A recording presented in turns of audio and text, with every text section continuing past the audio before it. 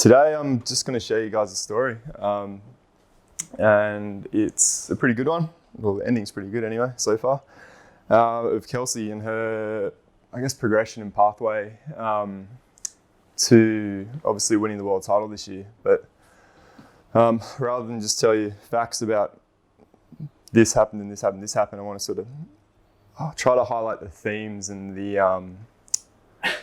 I guess the decisions that she made and why she made them, and how those decisions and those habits that she's developed over the years have led her to be a successful senior athlete. So if you look at, purely you look at numbers, and this is what a lot of people look at in terms of, are you progressing as an athlete? Kelsey, with the 600 gram javelin, this is essentially the last 11 years of her career. So she had her first competition that's been recorded on the IAAF in 2008 through 45 metres. That was the Pacific Schools Games, and she won that. And that was her sort of introduction to athletics in Australia. As a junior, so under 20, she threw 49.29, which is a pretty solid throw for a junior. Didn't qualify for a world junior team at the time though. She had a year out with an injury, as a lot of jab throwers seem to do in that sort of 18 to 22 range. And then this is where the progression gets pretty steep. She went to 58.58 and then 63.92, which if you didn't know any better, you'd probably think that's a bit suspect. But hopefully I'll be able to give you some insight as to how she made those sort of rapid improvements in her early 20s. And then 2014, that's where I started coaching her. And as you can see, results went down. So it was a really good start to the to the partnership. But then obviously the last 3 years, Kelsey's continued to improve. But you know, it took from 2014 until 2017 for her to throw a PB. So she didn't throw a personal best between essentially 23 and 26. However, it doesn't mean she wasn't improving. So when you look at sort of a top 3 average and top 5 average, which I feel are a lot more representative of where you are as an athlete and where you're, especially in an event like javelin where you can have an outlier performance as a PB, it gives you a better insight. So whilst Kelsey might have had a big PB in 2014, you know, the average of her top 5 performances was still 61.50, and her 5th best performance was about 58 metres. So she's still, realistically, and this is how I sort of frame it to people, you're a 61 metre thrower who has thrown 63 rather than you're a 63 metre thrower, right? It wasn't until 2017 that she started to get some consistency around her results. You know, the difference between a PB and a top 5 are very tight and close. And then obviously this year, she went to another level across the board. And yeah, it's kind of funny. The first 4 years of us working together, she improved on personal best, 60 centimetres, right? And then this year she had like 3 meters 20 or something improvement in PB. So, and I guess the reason for that is all the underlying stuff we're doing in the background to allow her to make that sort of jump into what is essentially truly a world-class performance. So essentially, the story I want to tell today is how this 18-year-old in 2009, and I'll let you watch this video. So this was a throws camp. Kelsey had sort of just been offered the opportunity to do some training alongside the AIS para athletes at the time.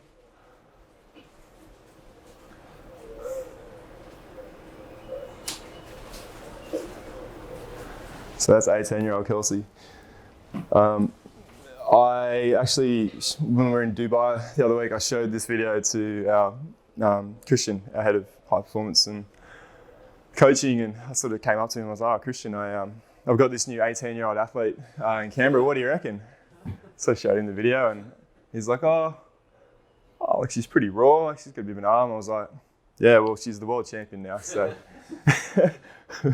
I mean, it's a hard one, right? Like, when you talk about talent and identifying talent, here's a girl that's very low training age in the sport, and however, and you know, in 10 years' time, would anyone bet the house on the fact that she'd be able to do this and throw 67-70, which is the 12th all time since they changed the javelin. Yeah, man. It's let's see if I can.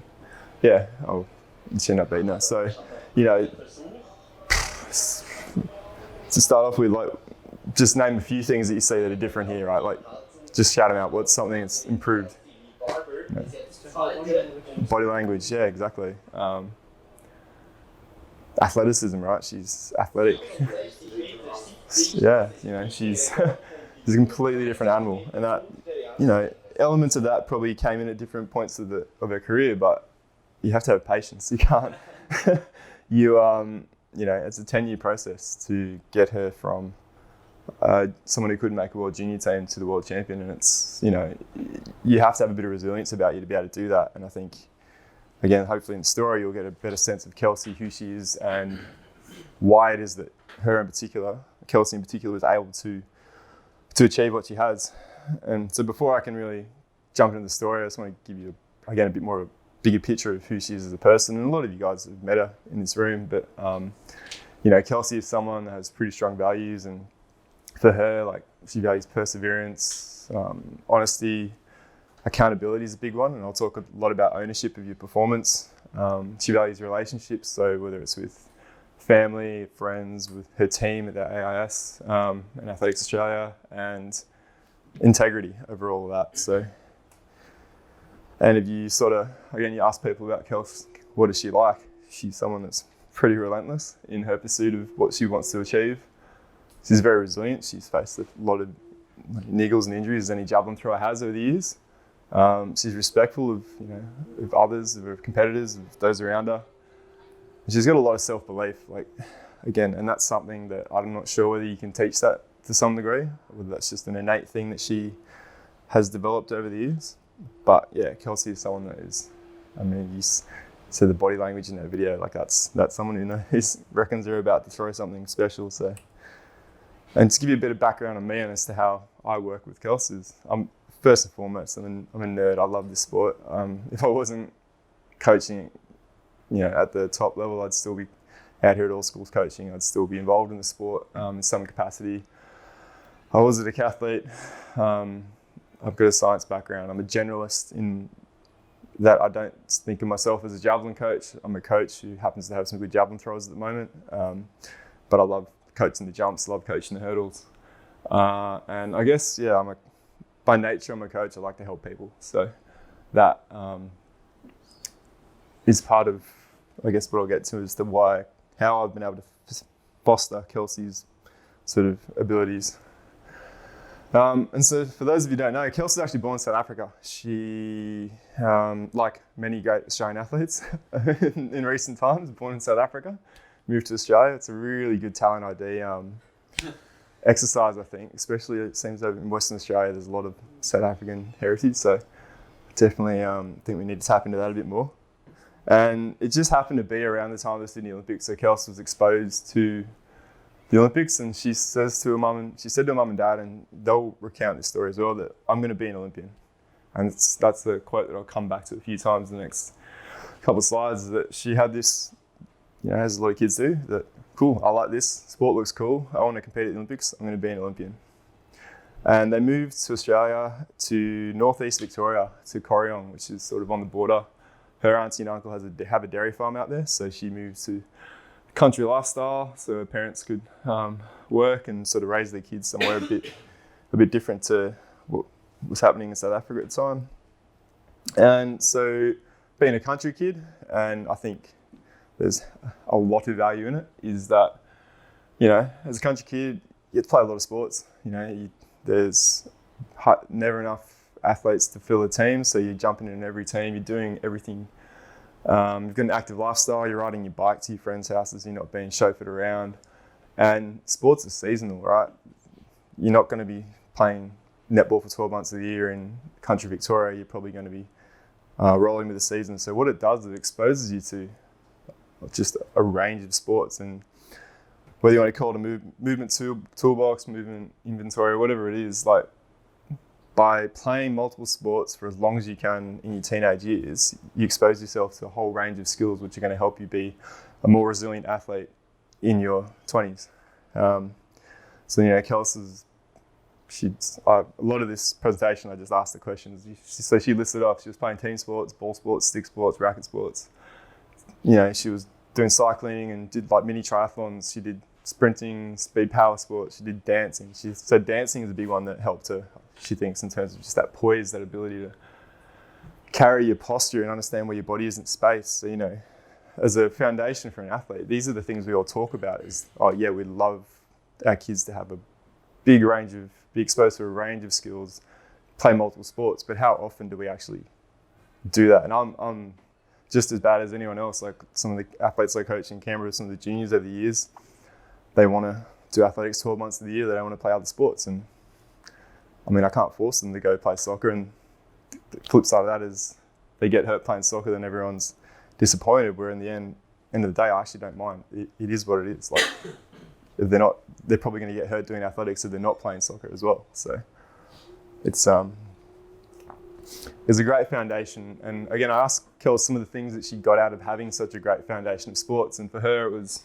from a team sport. You learn to share your wins and losses. So you learn to, accept victory and defeat and share it with your team, which is an important aspect, especially as an individual athlete. You learn respect for your captain, your coach, those around you and your team. And you learn the value of cohesion, what it means to work together to achieve something. Because once you get to the high performance end of our sport, you're not a lone wolf. It's not all about you. You are supported by a team. So it's, you're working for your coach, your physio, your sports psych, your sports doctor. They're all part of your team, and you guys all have a shared vision that you're trying to work towards to achieve something. So if you don't understand, you don't value team members, it's pretty hard to be successful in individual sport. But as an individual, and this was the stuff that really resonated with Kelsey and why she sort of drifted towards individual sports, was the ability to challenge yourself without being bound to the performance of your team. You're able to set the standard that you want to achieve at. So if you are a high achiever, it allows you to set the bar high and aim for it. And take ownership of your performance. So if you perform poorly or whether you perform well, you can own the process that got you there and accept the bad with the good. And I think this is probably one of the bigger determining factors in what sets Kelsey apart, is that she accepts when she owns when she doesn't perform well. We're able to speak openly and honestly about that, and then take forward things which will help her be better next time, so we don't make the same mistakes twice.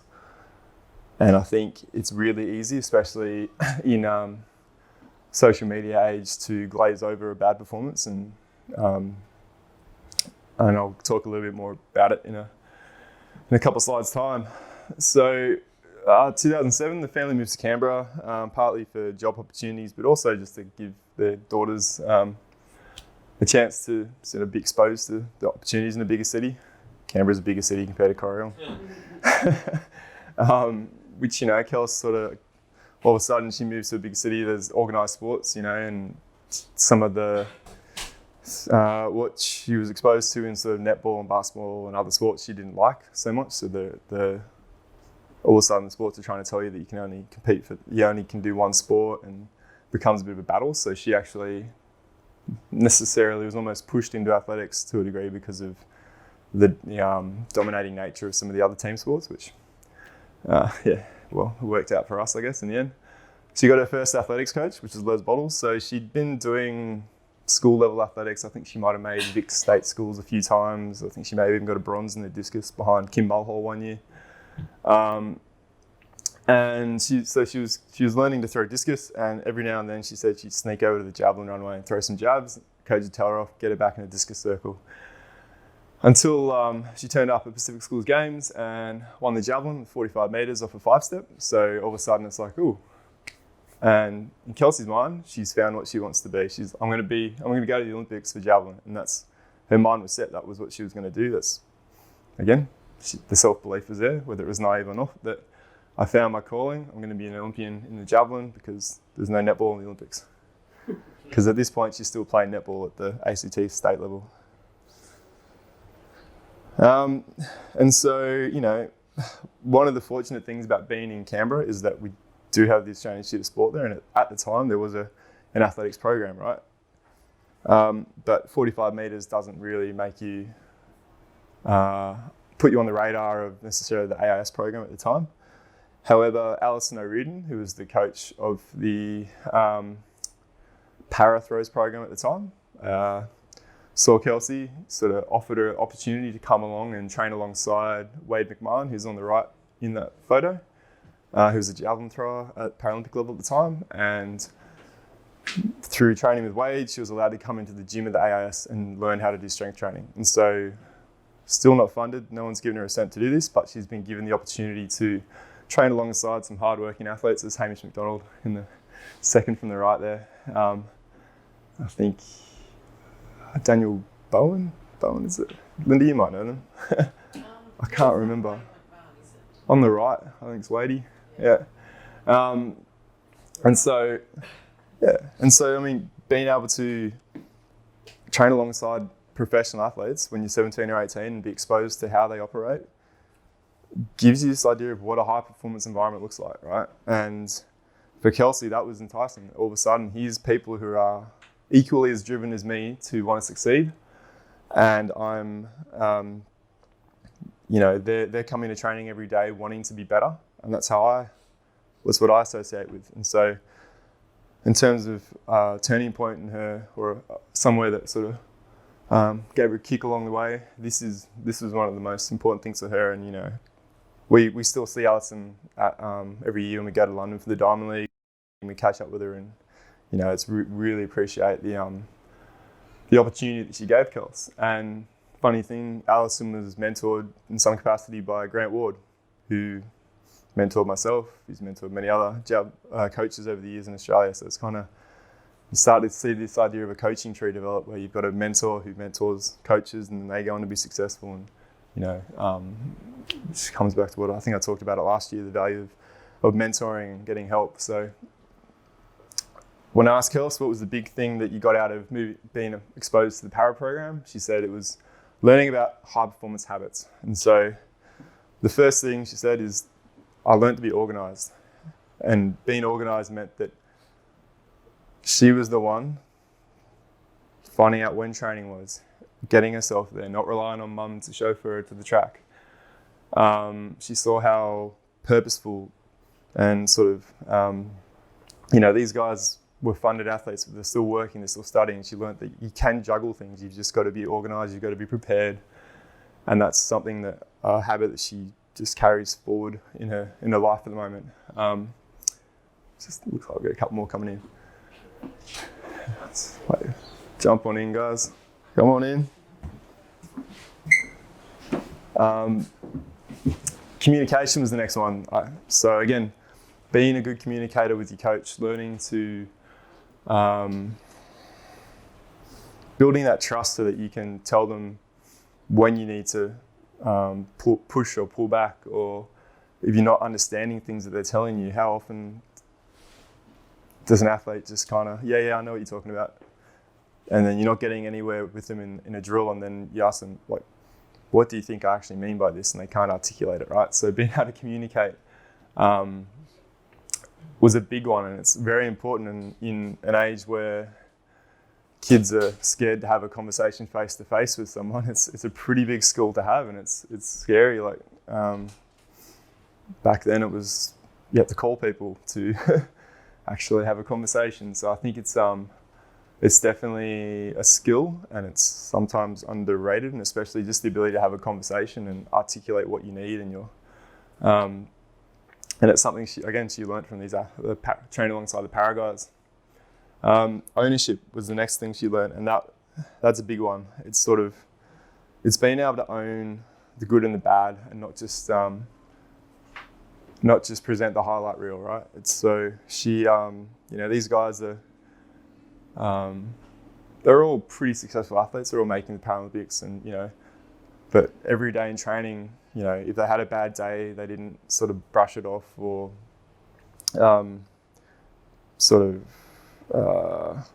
just sort of have a throwaway line, just not my day today. They would sit down and objectively discuss with the coach, okay, this is what happened.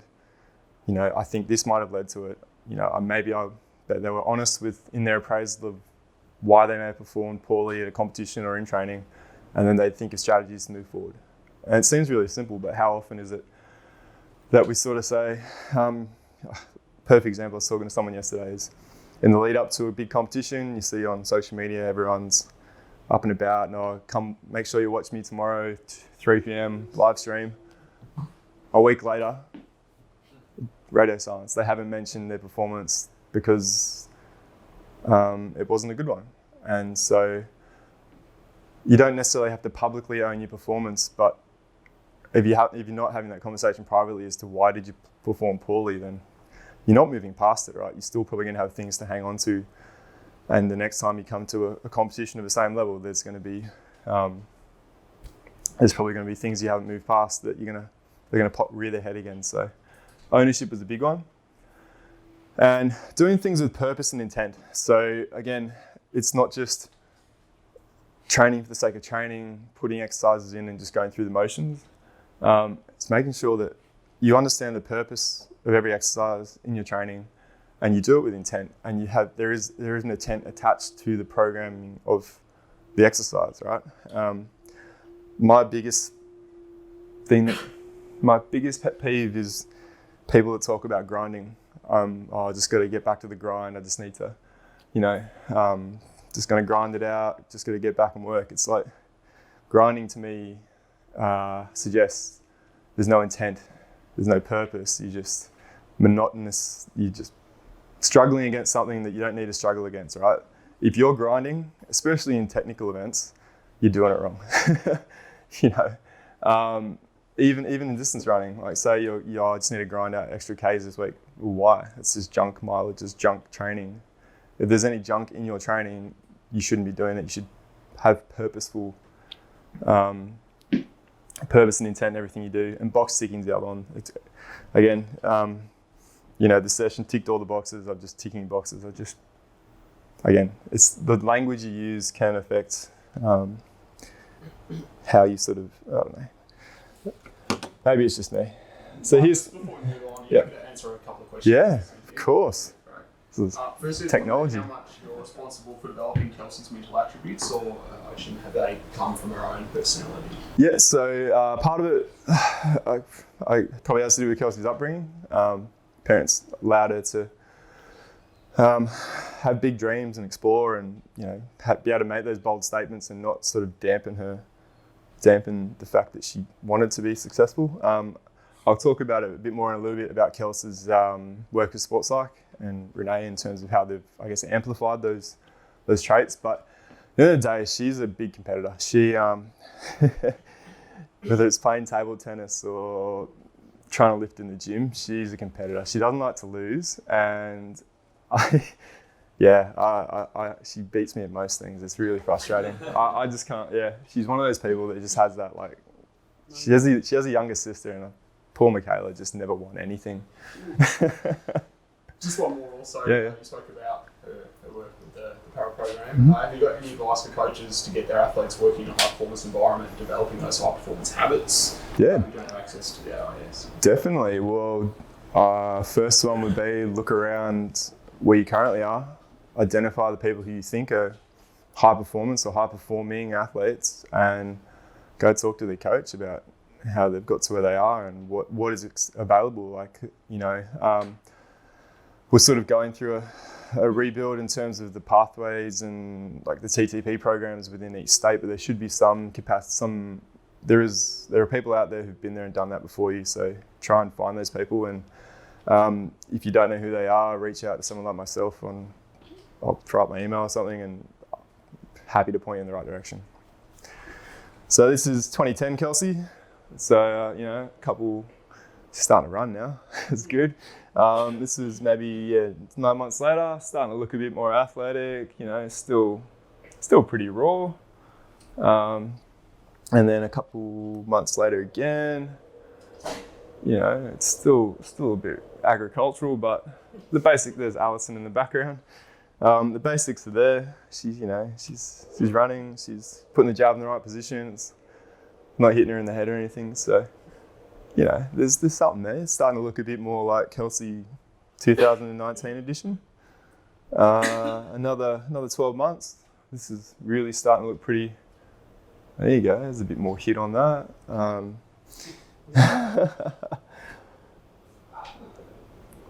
Bum, bang. It's kind of blowing through it, but that's 20-year-old Kels. Things are starting to progress. So obviously, something that she's doing outside of just throwing javelin is working. She's physically looking a bit more developed. She's moving a bit better. So things are obviously going okay. And then she kind of got to a crossroads. So 2011, Alison moved back to Great Britain and she started working with Aaron Holt, who I'll talk about in a second. But somewhere in the transition, which sometimes happens, there's an increase in the throwing load. She started getting some tendonitis in her elbow, and that led to a rupture in her MCL, so the medial ligament in the elbow, which is pretty common in throwing athletes. And so you're sort of faced with a decision there as to whether you get surgery and get it stitched back together, or whether you go a conservative treatment and you just get put in a brace and you gradually get your arm straightened out to the point where it recovers. And she had a conversation with Dr. David Hughes, who's now the Chief Medical Officer of the AIS, and he asked the question, Kels, what level of competition do you want to get back to? Because that will decide how we rehab this. Kelsey, I want to be an Olympian. And so from that, they put in place the decision to put the arm in an elbow brace, conservatively allow the full rupture, because she was lucky it was in the belly of the tendon, to heal. And she was able to, in this process, she was able to start getting a lot stronger and addressing all the other physical capacities, which didn't involve throwing, which helped in her progress, as you saw the year after the injury had a big jump. So, but I guess this crossroads was also coming at a point in her life where she was at uni, probably halfway through a degree. She was working. The pull of being a young adult starts to come, and she kind of made a decision there and then that being an athlete is what I want to be. And so she sort of tells it that from that sort of injury forward, she was what she calls a full-time athlete. And not full-time in the sense that people were paying her money to do it, because she definitely wasn't being paid. However, she sort of had these 5 things. And for Kels, being a full-time athlete is a mindset. It's about, it's how you make your decisions around and choices dictated by the idea that I'm a full-time athlete. This is my profession, even though I'm not being paid to do it. And so that, I guess, became her governing way of thinking when she was deciding on, making nutritional choices, making decisions about going out drinking with her friends or whatever. And tied into that is, I guess, she prioritizes training. So whilst she still had university to study, she was making, at certain points in the uni took over, and that was her priority. But for the rest of the year, training came first. So then she fit work and everything else around training, and that was part of the mindset. She committed to those high performance habits that I alluded to before. And she, she had the idea of self-investment. And so it's really easy, especially as you transition into senior athletics, the idea that, it's so expensive, it costs me money to go to physio, it costs money to this, it costs money for that. Whereas I guess Kelsey saw, going to physio, going to massage as an investment in herself. So if you think of having to pay to do certain aspects of your sport as a cost, as opposed to an investment in yourself, you're going to be a lot happier about your decisions. at the end of the day, if you sort of have this self-investment mindset as opposed to this everything costs me money mindset.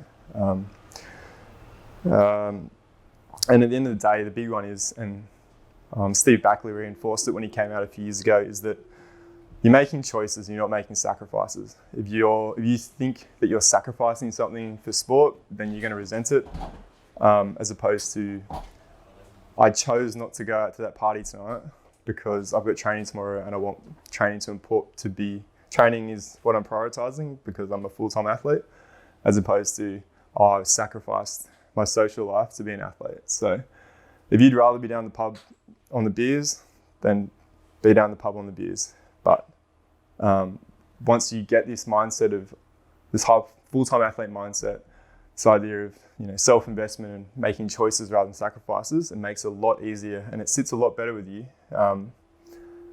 as an athlete. And at the end of your career, you'll feel a lot more settled with where you get to, I think.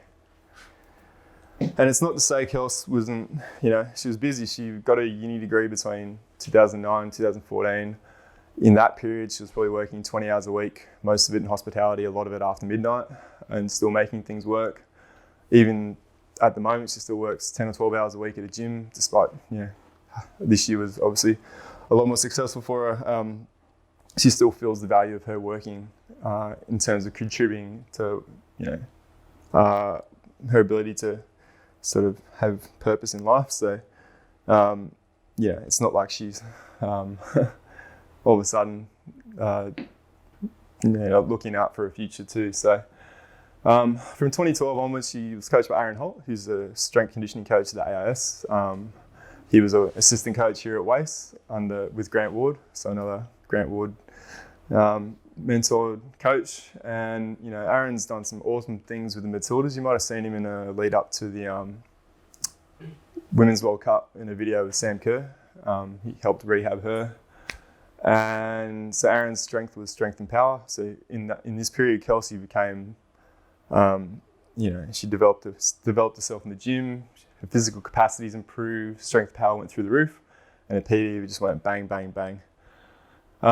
And when you have this big increase in strength and power, you need to be fearless to be able to actually run into a block and hold it. And so that's one of the things that made Kelsey be able to link the new power to the javelin, was the fact that she's fearless. So she qualified for the World University Games, but she made a decision that for me, the Commonwealth Games next year is more important. I'd rather put a winter in, prepare my body to make the Com Games, because that's more important for me and my ability to make the Olympics in 2016. And so she actually skipped her first Australian team that she was selected for. So how old is she then? So she didn't get World Juniors. Yeah, so that was 22. She would have been 22 that year. Yeah, still has made an Australian team. Well, she's qualified for one, but she turned it down because she had bigger goals in mind. I hadn't met her at this point. So I met Kelsey in 2014. If you had had it back then, what would your advice be as a coach?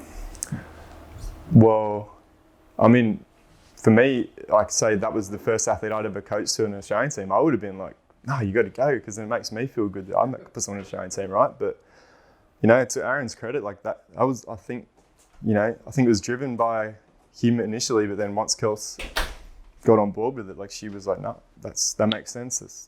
It's a stepping stone, and I want to get to here. World Junior is important, but Com Games will get me further along. So, yeah, brave decision to turn down a team for bigger things, but again, it speaks to kind of who she is. And then 2014 was a breakthrough year. She went to 63.92 in Canberra early in the year, and all of a sudden people started to know who she was. And, Kelsey was very fortunate that through her whole career, she had Kim Mickle and Catherine Mitchell, who are already there at the world level to aspire to and to compete against. So I started working with Kelsey in a biomechanics perspective up to Com Games, which is how I met her. And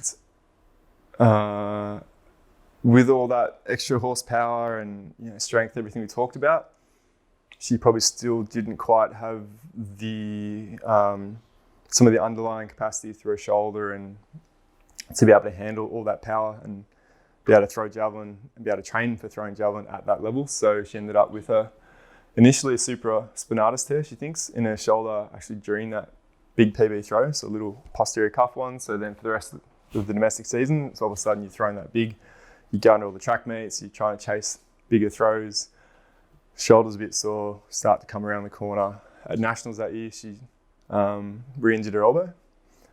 And so they made a choice to, again, conservatively rehab it with the goal of getting her to the start line in Glasgow.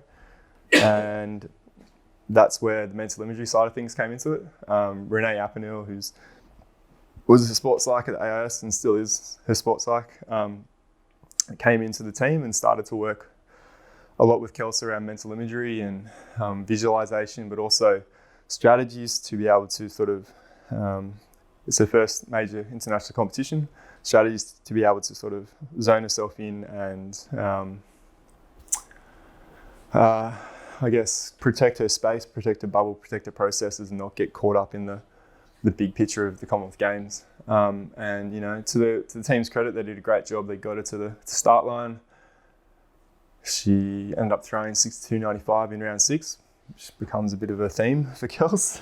Round 6 best performance, and she won a bronze medal. 22 years old, turning 23, first international team. Happy days. This is the start of a long and successful international career, you think? And yeah, I mean, look, that's a pretty big achievement for any athlete, and it sort of showed it was part of the progression, and it validated the decision they made the year before to not go to the World University Games. But she got from Comm Games, and the coaching setup just wasn't going to work moving forward with Aaron. He's still very busy with his job as a strength conditioning coach, and just and so got back to Canberra, and they started sort of, Simon Nathan, who's the high performance manager at the time, called me out of the blue and said that they'd talked to Kelsey and that I'd been suggested as one of the coaching options. I thought he was just being nice to me, but turns out he was being serious. And so I jumped on board as coach. I've never wanted to turn down a good thing, and I started coaching Kelsey. And it kind of came at a good time for both of us. I think Kels had always been sort of, the coach had always just told her what to do. She hadn't had necessarily the ability to be part owner in her process. And so me coming in with very limited experience and very, very limited javelin experience, it was almost like a blank page, a new start. So we were able to, from the very start, I wanted her to be a part of the process and a part of the decision making, because it would help me learn about her, but also I didn't necessarily know what I was doing anyway. So why was it head of high performance, like relatively inexperienced? So she had a few choices. So one of them was to come to Perth with Grant Ward, and but at the end of the day, Wardy had Kim Mickle, and I don't think Kim would have necessarily wanted a training partner. Knowing Kim, she was pretty happy to do what she does, so that was never on the table. Craig Hilliard was another option, but he was pretty busy with a fair few different athletes and different things. And I think, Simon had seen me work in the biomechanics side of things. He knew I had done some coaching in Canberra, and I don't know. Simon's very big on the sports scientist having a sports science background, understanding mechanics, and for whatever reason, he must have seen some qualities in me that he thought might make me a good coach. And it came with the condition that I would be mentored by Grant, by Dion Collins, who was a national junior coach, by Craig Hilliard in Canberra. So that it came with a safety protective bubble, right? So it wasn't just, here you go, you guys just figure it out. I was definitely put in place a great support network of coach mentors and people in Canberra. So, but yeah, it's. But you've been a decathlon athlete yourself. Yeah, I couldn't throw a javelin to save myself though. I almost threw a discus further. Yeah, knowing and being able to articulate that's a different thing. But what it gave me was that I guess if I had come from a javelin background, I would have had innate javelin biases, I guess, on how I look at the event. But for me, being able to come at it with a clear set of eyes and no real bias. I was able to apply my own logical reasoning to making decisions, right? And so instead of being a javelin coach and thinking that all javelin throwers do these exercises, so they must be in your program, I was able to sort of look at it and be like, you know what, I don't think that's going to help you, so we're not going to do that. But I think an alternative might be this, so let's try this. And we're able to create our own system. And from there, as Gandalf says, all you got to figure out is what you're going to do with the time that you're given. So within a week, I had X amount of time to train and X amount of sessions, and it was just figuring out how you put it together to make her better. And that's the end of the day. Kelsey was already pretty good. I just had to try and amplify what she was good at. And, you know, first comp out, she comes out at Canberra Track and goes 63.78, and I'm thinking this coaching gig's pretty easy, right? So, you know, that's starting to look, he had absolute commitment to the block and came in pretty hard, and, you know, you can hear it. She used to just hit the front really hard, but not necessarily in good positions and whatnot. So, you know, 15 was the season of first. We went to Europe and did a few meets, and that was cool. Getting to see what the lifestyle was like. And for me, again, it was exciting. Like I always wanted to, athletics nerd, traveling the country, being at meets, seeing people up close. It's awesome. Got to go to Finland and compete at the Javelin Carnival. That was like unreal. Got to a first World Championships, got to qualifying 360, which was pretty good. Ended up 20th, couldn't make the final. And I guess in this year, by being a part of the process, Kelsey actually started to learn her events a bit more. Again, she started to develop a better understanding of how, because my skill set was I understood the biomechanics of throwing, so I could I could explain things to Kelsey mechanically. I could sit her down and actually show a video and explain this happens because of this, this, and this, which she didn't necessarily have that understanding of her event. She was very much a feel athlete, and she only knew what she knew. So my strengths helped her learn her event, and then her ability to articulate stuff made me understand what she was feeling and how she was going about the event. And she really started to learn her body. So, you know, we did some really good work with Ari Tarkinen in Canberra, who's a Finnish guy. He's got a martial arts background. He's officially a Pilates instructor, but he just works with athletes and teaches them how to connect things and move and just link hips and shoulders and arms and legs and transfer your weight. And he's just a really cool guy to spend time with. And that helped Kelsey really start to get this understanding of her body. And and that sort of helped her sort of start to link things. And, you know, we made a lot of mistakes, but I think the key was hopefully it has been over our whole career so far, is that we haven't made the same mistake twice. So we've got an injury, we haven't got that same injury again because we've made changes, or we've, you know,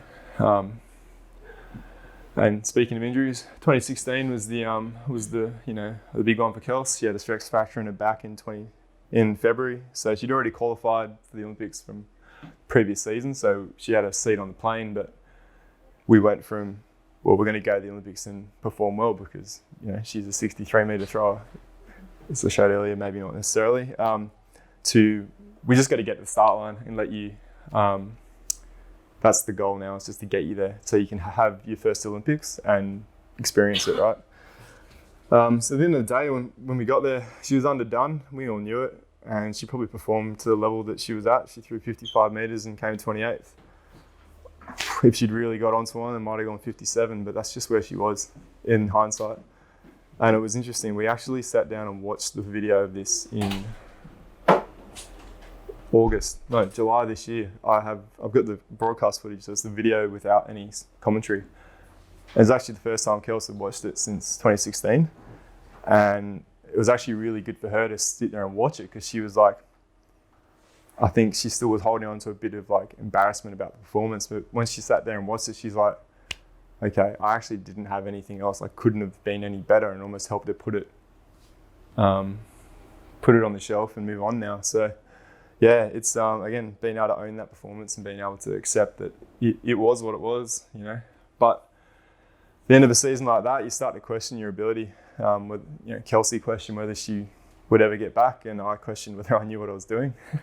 And I mean, we all get to that point at some point in our careers, and I sort of said to Kels, you've been to the Com Games, you've been to the World Champs, you've been to the Olympics, so you got no more tracksuits to collect. You've got them all. You've ticked all the boxes. You've been on all the teams. So, and you're 25. So you get realistically 2 more Olympics than you. What do you want to be? Do you want to be someone who just makes a team, or do you want to be someone who gets on the podium? Because there's only one way to go from here. And she said, I want to be an Olympian, but I want more. I want to be on the podium. And that helped us frame our decision making for the next couple of years. But just feeding into that doubt we had about ourselves, as Master Yed always says, you must name your fear before you can banish it. So we made a pact that moving forward, we'd be really objective, we'd be really blunt if we had to be about where we were at. We wouldn't sort of go into, as Craig Hilliard says, go into a major with hopes and dreams. Hope doesn't turn up very often. And we'd be honest, we'd be objective, and we would make sure we did everything we could to get her to a point where she could be competitive. And 2017 was a turnaround. We really changed the way we thought about her training. We focused a lot more on just quality movement, developing a really strong hips shoulder connection. And we went to Europe, she nailed the World Champ qualifier on the dot on the last at Nationals at 61.40. She pegged it through the tape, so she went to Europe knowing that she was at least going to Worlds. She got off the plane and threw 55 meters in Finland, and we were thinking, oh God, what have we done? And then 4 days later, at another comp in Finland where it was 9 degrees and raining in Turku, she threw 64.04, first PB in 3 years. All of a sudden, that self-belief's there. And it is funny, even when she threw 55 meters, the self-belief was that I'm better than that. That was just a bad day, bit of jet lag. That opened the door. We got into some Diamond Leagues. She threw PB after PB that year at the Diamond League meets. Went to World Champs full of confidence. She hit the auto qualifier, was into her first World Champs final, and then got into the final and finished 10th. And she was pissed off. And that speaks to Kelsey, year before, 28th to 10th, it's a better result. You could be happy with that, but for her standards where she wanted to be, she saw it as a missed opportunity. And so 10 days later, we went to Zurich for the Diamond League final, and she pulled out another PB in round 6 to bang. This is the best competition in the whole of Europe, I reckon. I love Zurich. As a coach, you stand in the you're standing behind the event in like the standing zone only. Everyone around you's got beers, and they're just like, they realize that you're the one coaching. As the athlete comes over, they're all intently listening, and then they throw well, and the blokes with the beers there are like cheersing you, and it's great fun. Best comp. Did you ever get to go to Zurich? Okay. Yeah. It was great. So yeah, it was a great year, things are good, loving it.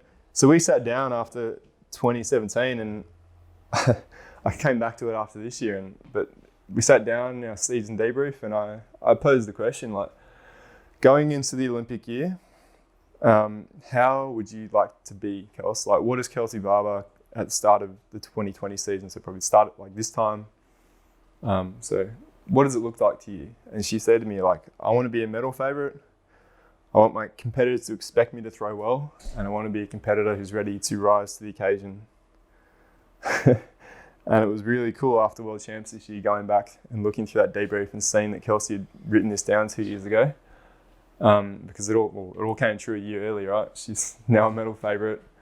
Her competitors know that she's a round 6 specialist, and she's always gonna be there. And she's been able to respond and find her best throws later in the comp consistently this year. So it's it was a pretty cool little exercise there. But again, this is before she'd had success. She's putting it out there. She's been honest. She's been open. She's got a hell of a lot of self-belief.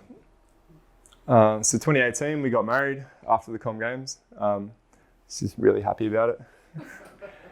18 was an interesting season. It was a short turnaround, you know, we finished the Diamond League season in September and we had the Nationals the second week in February. So in a way it was kind of keep maintaining the elements that were there. She threw a PB 10 days out and ended up coming second behind Catherine's incredible performance. Again, Kelsey was sitting in third going to the last throw. Pulls it out, gets second. And we got married 2 weeks later, which was pretty cool. Pretty happy about that. And we went to Europe, kind of knowing we were a bit underdone, but you know, at the end of the day, that's her job. She's able to make some money off doing it now that we had to go over there. And she performed pretty poorly. She ended up 9th in Oslo, which was her worst performance in the Diamond League, which meant she didn't get the next one in Lausanne, which stung pretty badly. So I was over there with the World Junior team and Kelsey was just kind of hanging around.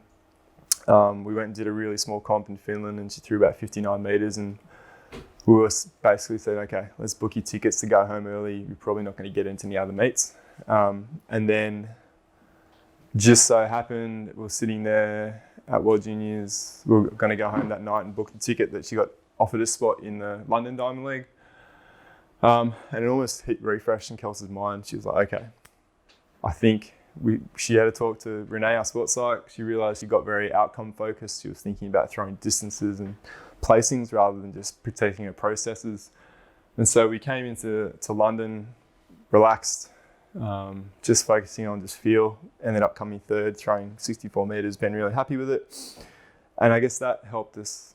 That was a big turning point in this season in that we really rethought how we talked about competition with Kelsey leading into competition. So we really realised that we can't talk about distances, we can't talk about outcomes. We have to really just talk about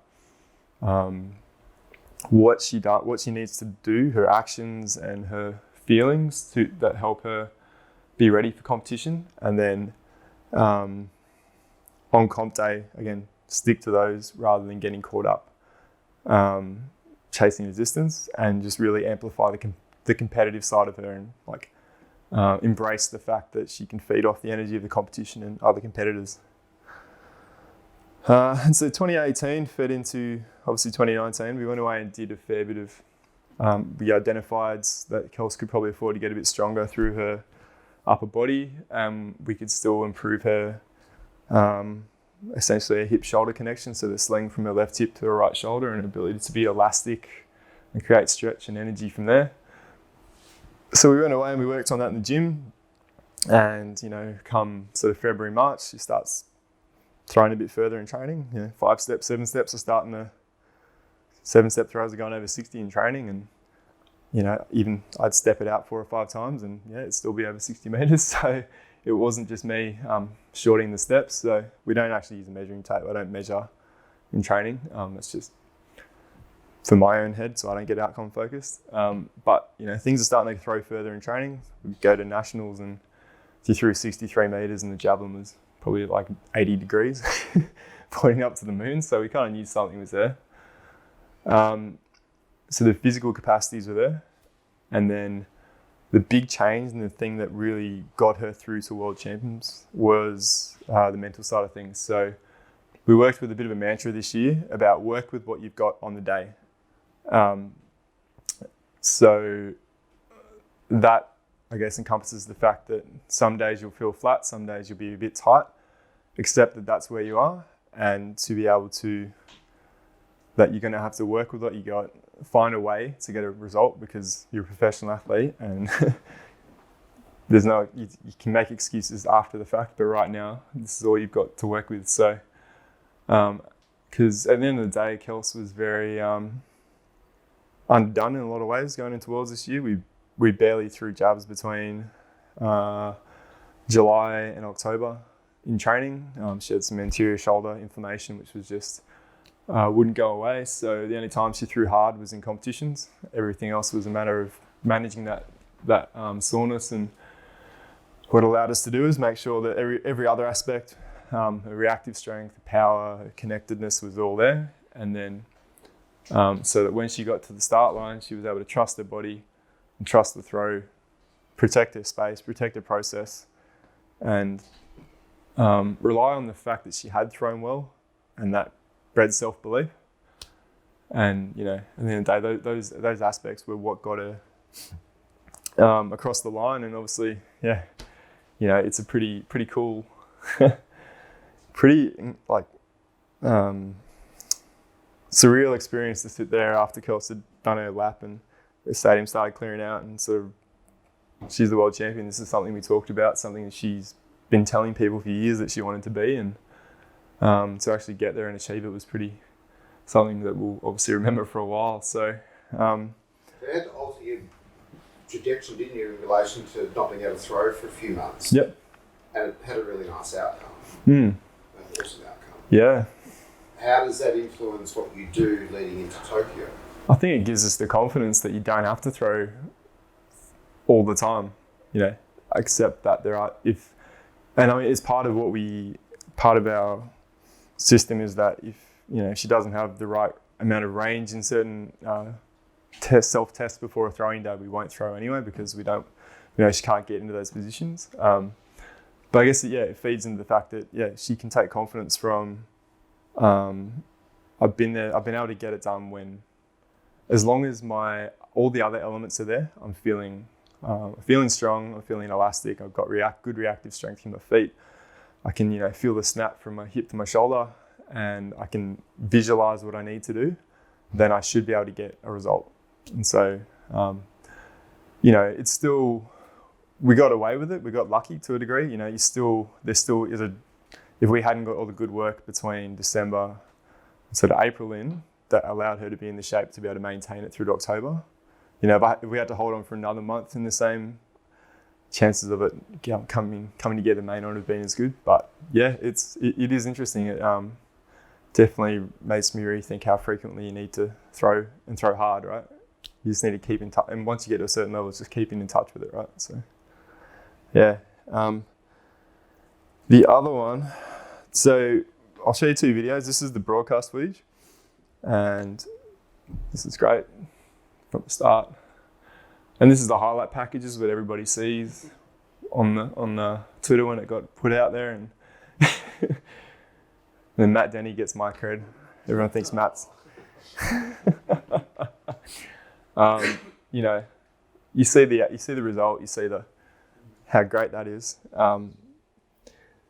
You know, like that's the celebration. That's the highlight package. But what led into that, and this is what I've got the broadcast footage. So I got the video without any commentary. Oh.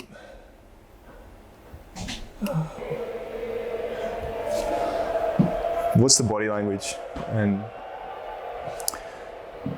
this is someone who's sitting in fourth place.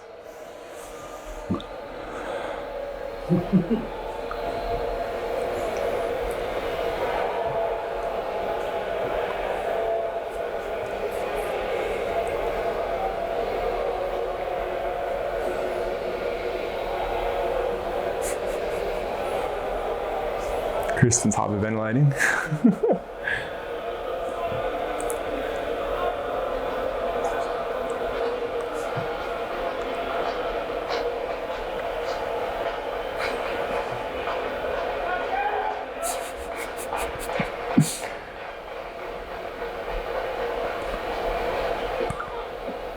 It's a different perspective, isn't it? This happens, right?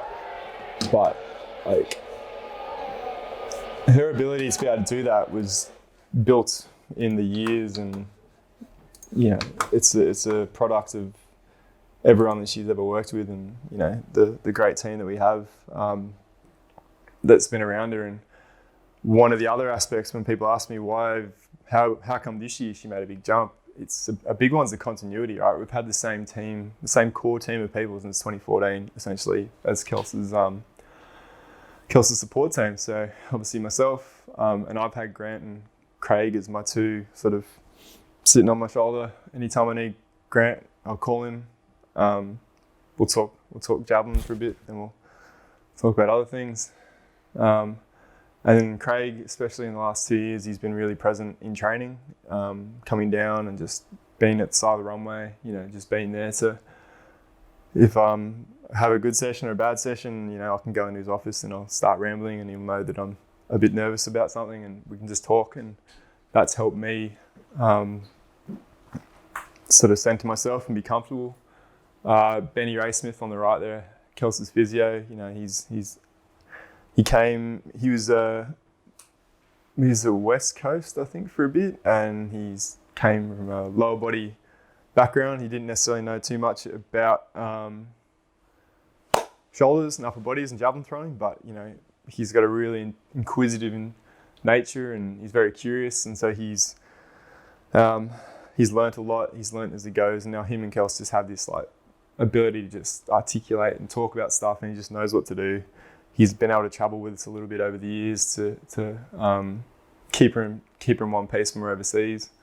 Renee Appenil, sports psych, she's not working as a sports psych, but she still works with Kelsey as their only athlete at the moment. They've just built this bond, and at the end of the day, they have a language that they use which helps Kelsey, and it helps Renee help Kelsey, and take some of the pressure off me as coach and husband to have to talk all the time about stuff. So Renee does a great job of that. And then Vince, our soft tissue guy, has been there since 2014. And unfortunately, he's the one change we've had since World Champs. He's now working with the Socceroos, so we've got a new soft tissue therapist. But the same core group of people work with the 5 years in the lead up to this, so that's pretty important. And there's others in our team, obviously, but they're the ones that would be our core. If you want to hear more about the actual World Championship year story, I did a podcast with Vern Gambetta, which is somewhere online. You can access it. It was really a bit more specific stuff around this year and I guess my path as a coach. And yeah, I didn't sound too stupid, so I thought it was all right. So I got some questions to you guys. Given that story I've just told you, can you think of anything else that I didn't necessarily highlight that you thought might have contributed to Kelsey being able to get to where she has? I was just thinking earlier when you were talking about how you necessarily at the start didn't know whether you had the skills to do the job with her. Yep. But I was sort of thinking that way you also go in with an open mindset and you're curious to learn and you want to be one step ahead as well. Yep. And sometimes we're talking about the beliefs that you bring with you.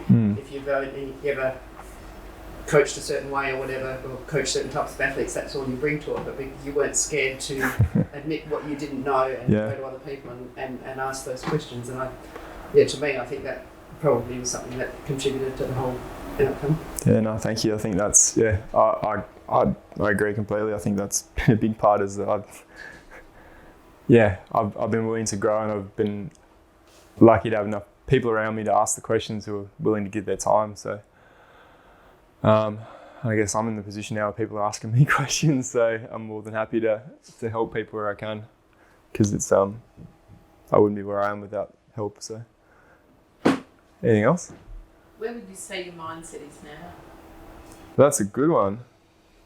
That was my next question, Linda. Where to from here?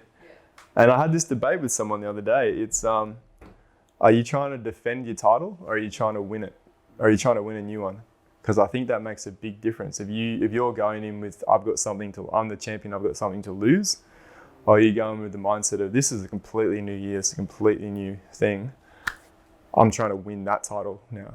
And I think we're definitely on the right side of that equation, where our mindset will be very much cool. Last year was last year. It's fantastic. I am the champ, and that might bring with it some benefits in terms of other people thinking I'm bigger than I am, but you're only as good as you are on the day. So I think we're going in with the mindset that to win the Olympics, you've got to probably be able to throw 68 meters plus, and Kelsey isn't quite there yet. So yeah, being world champ is nice, but it doesn't you can't carry the crown into the competition, as someone told me the other day. I can't remember who it was. Because I think if you get caught with this idea that you got something to lose, then you're gonna shut up shop, aren't you? Yeah. But right now it's just back to business. Kelsey's rebuilding her body, getting strong, which means I have to get back in the gym because I'm not allowed to be the weakest person in the house anymore. And yeah, just get down to business. She'll probably compete at definitely at nationals, hopefully a track classic before that, but we just might run out of time to do anything too much in Australia this year, but exciting times. That's all. That was my story. Thanks for coming, listening, guys. Really appreciate it. Yeah, if and to those of you listening on Blair's thing, yeah.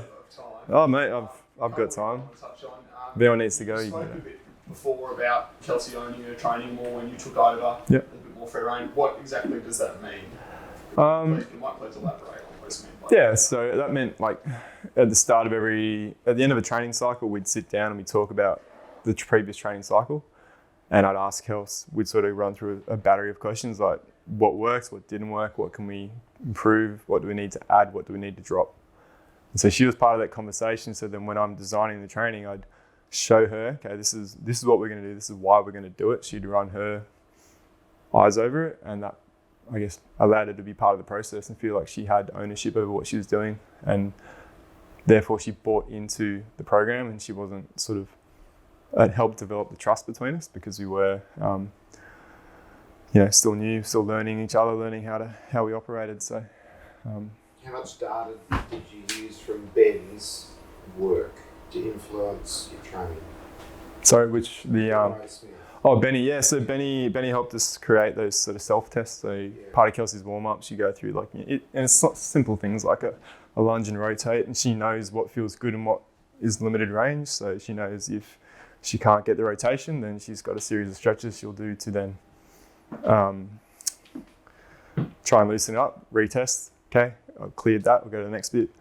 We've done this battery of hip test strength, which has shown us like 3 or 4 years worth of progression of all the muscles in the hips in different movements, which has given us an idea of what we then go into the gym and work on. And it sort of can show us if things are starting to trend towards, and we sort of know now in hindsight that if she loses, I think it's internal rotation strength in her block side, that's potentially some bone stress, or it's a factor that could lead to the left side being exposed to, the left side's getting weak, which means she's more likely to jam and create potentially a bone stress. So things like that we've learnt from trial and error. Yeah, Benny's been really good. But I guess one thing in there I didn't talk about today is that the other thing that happened after 2016 is I sort of, I guess I took the lead. I became the conductor of the orchestra amongst our service team. So, when you come into an environment where you've got, at the time we had like Louise Burke, world famous sports nutritionist, Dr. Hughes, you've got these experts in their field, and I'm just a rookie coach, and these guys are telling me what to do. You become you don't want to step on toes, you kind of get dictated to. But I started to get more confident in my ability. I started to see what I needed to do, and I started to figure out that I'm the jab coach, I'm the technical coach, I'm the one day to day. I'll take your stuff on board, I'll synthesize it. If I need to read, I'll take everything I need, I'll bring it in, I'll try and synthesize it, and I'll share it back out to make sure that I'm not misinterpreting stuff or not doing things wrong. But I became more of the conductor and a lot more confident in actually this is how it's going to be. This is, and I gave them their roles versus feeling like I was kind of inundated by everyone else's advice. No, that's a big shift in the paradigm, because a lot of the time the coach is the one who's paid less or not at all, and we're sort of the part-timer who's being told what to do by all these people who are experts in their field. It's quite easy to feel like I don't know what you're doing. So yeah, that's that just comes with growth and building good relationships. I've got another one that I can paraphrase a little Yeah. bit. Thomas Roller, back before 2016, had a similar issue where he didn't throw a javelin until I think a few months before the competition. Yep. Same similar thing happened with Kelsey, but very positive results. Yep. Is this something that you'd recommend coaches prior to the competition? Look, Thomas and Kelsey are the same age actually, so They're very experienced athletes with a lot of training behind them. Thomas has also got a very good feel for the event. He's very intuitive athlete. So there's no perfect way to do it. And this way, what happened this year got us to where it got us this year.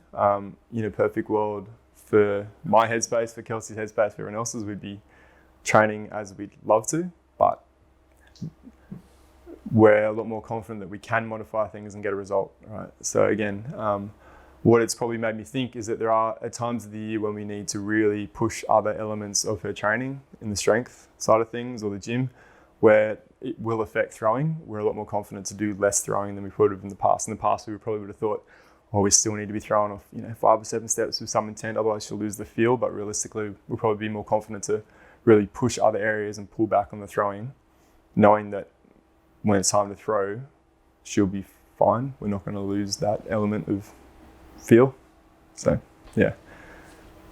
Beautiful. Time for one more. Yeah, all good.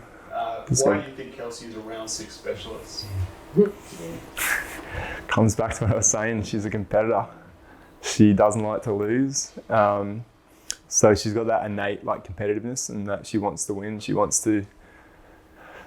It's not that she wants to beat people. She just, I don't know. It's like she just has that sense of cool. You're going to bring your best today. Well, I'm going to bring my best, and I want my best to be better than your best. And I think that's a skill set she has. And I think there was a point where, 2014, 15, where we kind of beat that out of her to kind of get her to just be too narrow focused. And it's almost like the caged lion at the zoo who's just kind of going through the motions, versus post probably 17 onwards, we sort of amplified it, told her to embrace the fact that you're a competitor by nature. And that only came after she towed me up in table tennis quite a few times, that it was like, Kelsey, you're a competitor by nature. Let's embrace it, but let's just find ways to not control it, but just to keep it within a bandwidth, so that in a competition you can take that intensity from the competition when you need it, and other times you know how to block it out when you need to just focus in on yourself. So yeah, that's a big part of it.